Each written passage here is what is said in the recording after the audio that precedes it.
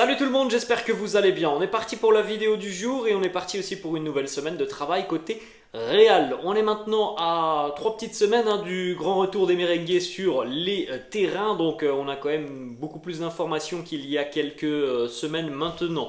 On va démarrer avec les deux unes des quotidiens madrilènes. Le quotidien Marca qui titre Griezmann vuelve a la mesa. Griezmann de retour à la table. Bon, ça fait référence à la déclaration d'Antoine Griezmann qui date de peut-être quelques années où il avait annoncé être capable de manger à la table de Léo Messi et de Cristiano Ronaldo. En tout cas, en ce qui concerne cette Coupe du Monde, Griezmann est absolument incroyable. Il est dans un état de forme exceptionnel et on le voit sur chaque match de l'équipe de France. C'est un élément clé du dispositif de Didier Deschamps. Une petite information qui concerne le Real Madrid sur cette une du quotidien Marca, c'est tout en bas, en plein milieu, vous avez cette une avec ce petit titre. Real Madrid, opération triomphe avec la Castilla, on va en parler dans quelques instants. On continue cette fois-ci avec la une du quotidien AS qui titre Hendrik Rugada Maestra.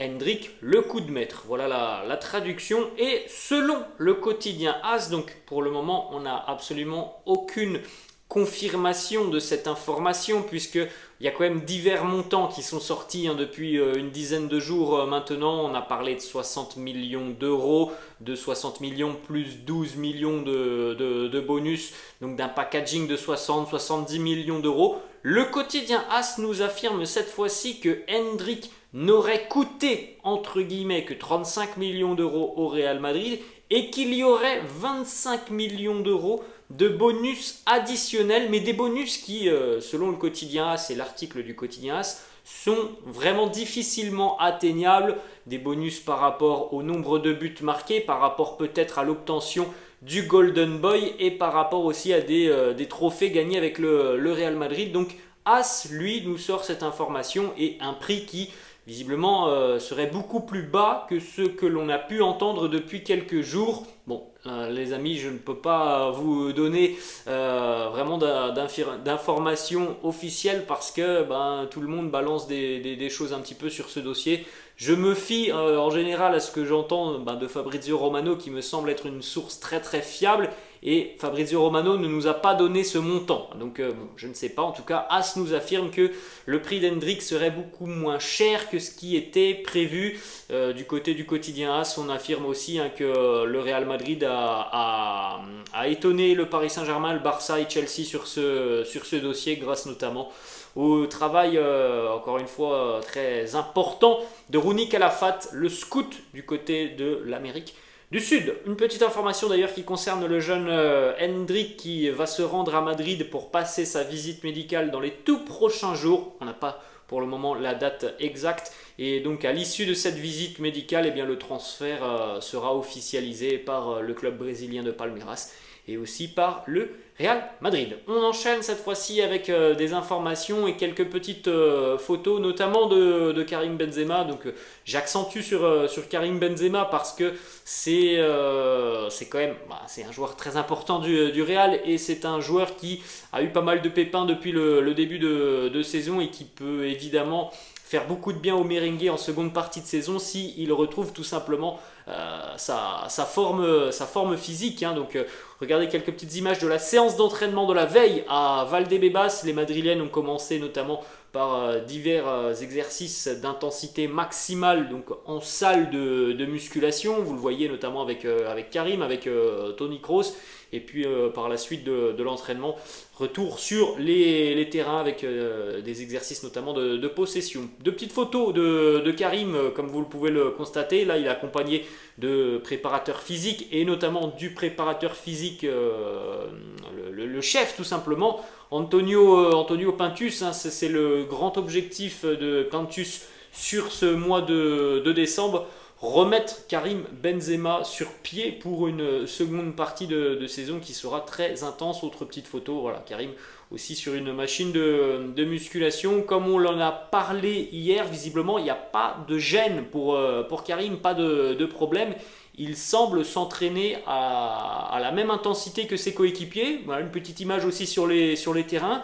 un duel aérien avec Jesus Valiero, où on voit visiblement Karim qui a l'air très bien physiquement sur cette... bon, ce n'est qu'une photo les amis, mais en tout cas de savoir qu'il s'entraîne avec ses coéquipiers, c'est tout de même une très bonne nouvelle. Le quotidien Marca confirme même que le processus de récupération de Karim après sa blessure contractée il y a quelques semaines lors du mondial est visiblement terminé. Il s'entraîne au même niveau et à la même intensité que ses coéquipiers. C'est une très bonne nouvelle. On rappelle que l'on est à moins de 3 semaines maintenant de ce match de Liga face à Valladolid pour clôturer une année 2022 qui aura été tout de même magnifique pour le Real. Petit message d'ailleurs posté par Karim sur les réseaux sociaux pour ses coéquipiers de l'équipe de France. Karim qui a laissé hier sur son compte Instagram une petite photo avec le groupe de l'équipe de France qualifié pour les demi-finales du mondial. Allez les gars, encore 2 matchs, on y est presque, tous derrière vous, vamonos, allez les Bleus. Voilà la petite pensée de Karim pour ses coéquipiers du côté du Qatar. C'est difficile, on va pas revenir dessus, mais moi ça me fait mal quand même de voir que Karim n'est pas présent avec les Bleus du côté du Qatar. On continue les amis avec d'autres informations qui concernent la Coupe du Monde. On a quelques déclats de Luka Modric. On rappelle qu'il n'y a plus que 3 joueurs du Real Madrid encore en compétition du côté du Qatar. Luka Modric qui affrontera l'Argentine de Léo Messi demain. Et puis on rappelle l'équipe de France mercredi face au Maroc avec Aurélien Tchouaméni et Eduardo Camavinga. Premièrement Luka Modric qui nous en dit un petit peu plus sur l'avant Coupe du Monde dans le vestiaire du Real Madrid et des discussions qu'il y a pu avoir dans le vestiaire sur cette Coupe du Monde. Et il nous dit: avant de partir pour le mondial, nous en avons beaucoup parlé dans le vestiaire madrilène.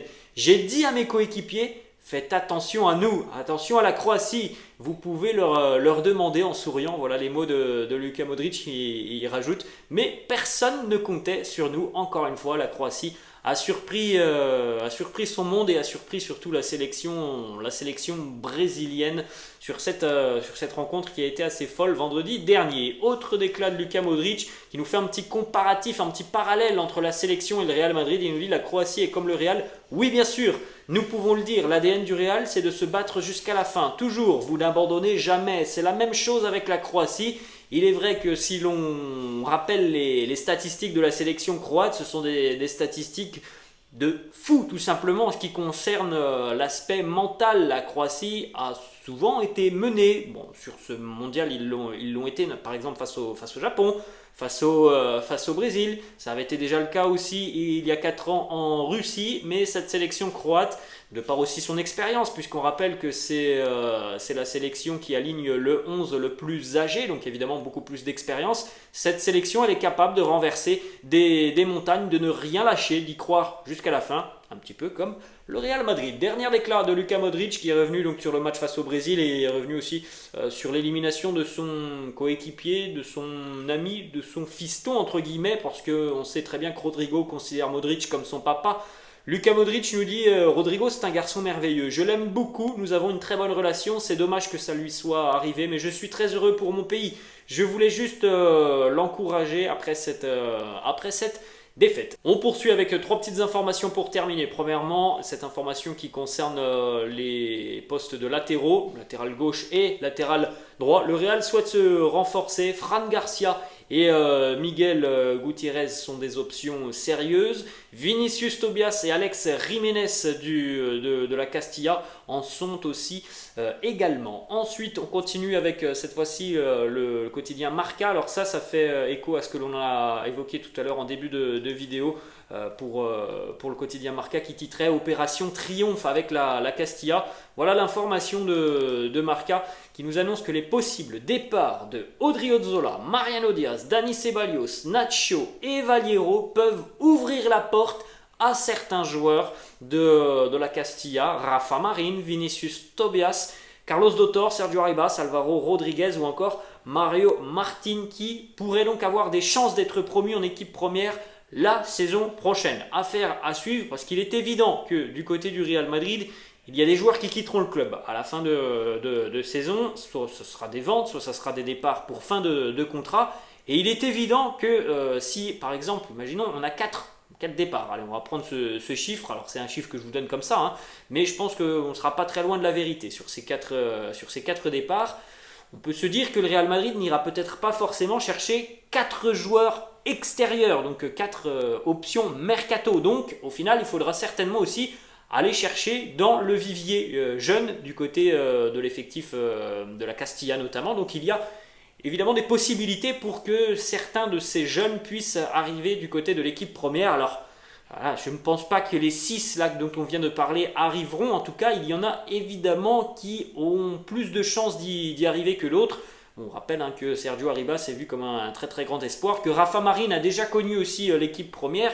Donc voilà, il y a quand même des options au sein de l'effectif jeune du Real. Et on termine les amis avec une petite photo du Bernabéu à l'issue des travaux, donc dans quelques mois, puisque les travaux vont encore durer pendant quelques mois maintenant. Mais en tout cas voilà, une photo du Bernabéu de l'extérieur et c'est magnifique, c'est un bijou technologique avec donc des images qui pourront être projetées à l'extérieur du stade.